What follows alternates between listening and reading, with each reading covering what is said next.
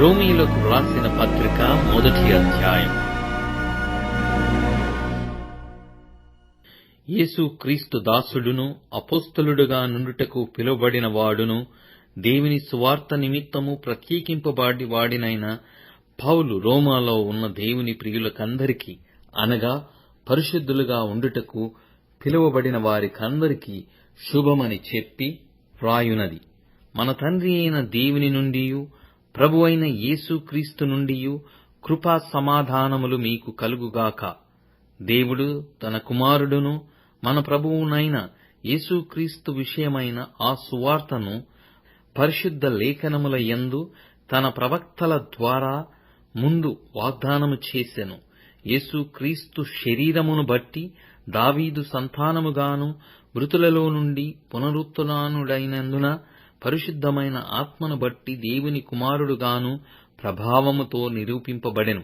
ఈయన నామము నిమిత్తము సమస్త జనులు విశ్వాసమునకు విధేయులగునట్లు ఈయన ద్వారా మేము కృపను అపోస్తలత్వమును పొందితిమి. మీరును వారిలో ఉన్నవారై యేసుక్రీస్తు వారుగా ఉండుటకు పిలువబడియున్నారు. మీ విశ్వాసము సర్వలోకమున ప్రచురము చేయబడుచుండుటను బట్టి మొదట మీ అందరి నిమిత్తము యేసుక్రీస్తు ద్వారా నా దేవునికి కృతజ్ఞతాస్తుతులు చెల్లించుచున్నాను. ఇప్పుడేలాగైనను ఆటంకము లేకుండా మీ యొద్దకు వచ్చుటకు దేవుని చిత్తము వలన నాకు వీలు కలుగునేమో అని నా ప్రార్థనలయందు ఎల్లప్పుడూ ఆయనను బతిమాలుకొనుచు మిమ్మును గూర్చి ఎడతెగక జ్ఞాపకము చేసుకొనుచున్నాను. ఇందుకు ఆయన కుమారుని సువార్త విషయమై నేను నా ఆత్మయందు సేవించుచున్న దేవుడే నాకు సాక్షి. మీరు స్థిరపడవలెనని, అనగా మీకును నాకును కలిగియున్న విశ్వాసము చేత, అనగా మనము ఒకరి విశ్వాసము చేత ఒకరము ఆదరణ పొందవలెనని, ఆత్మ సంబంధమైన కృపావరమేదైనను మీకిచ్చుటకు మిమ్మును చూడవలెనని మిగుల ఆపేక్షించుచున్నాను.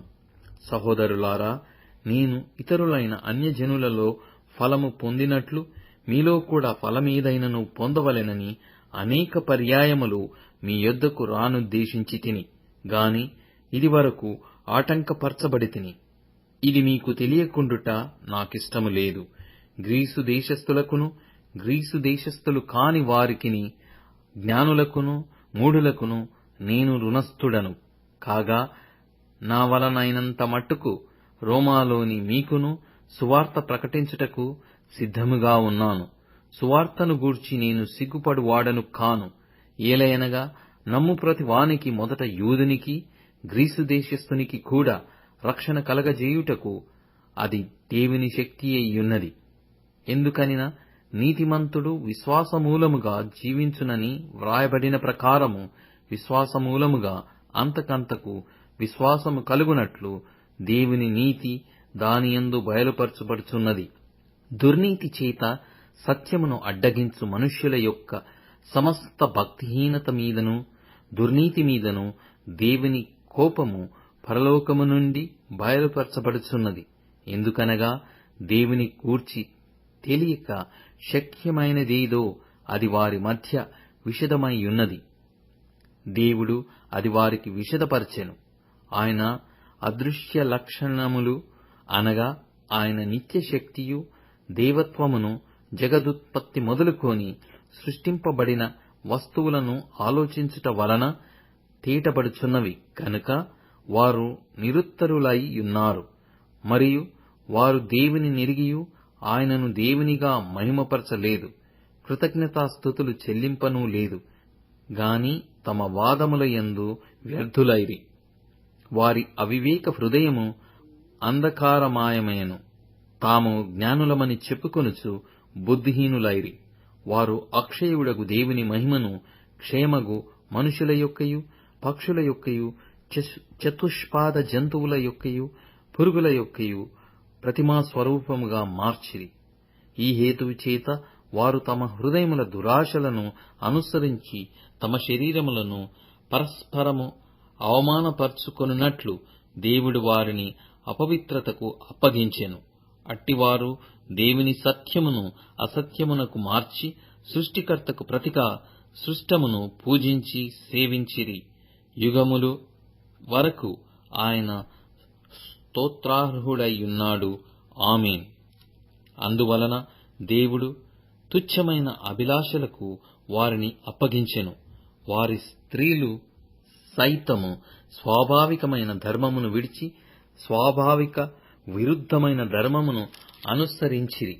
అటువలే పురుషులు కూడా స్త్రీ యొక్క స్వాభావిక విధమైన ధర్మమును విడిచి పురుషులతో పురుషులు అవాచ్యమైనది చేయుచు తమ తప్పిదమునకు తగిన ప్రతిఫలమును పొందుచు ఒకరి ఎడల ఒకరు కామతృప్తులైరి. మరియు వారు తమ మనస్సులో దేవునికి చోటియనొల్లకపోయిరి గనుక చేయురాని కార్యములు చేయుటకు దేవుడు భ్రష్ట మనస్సుకు వారినప్పగించెను.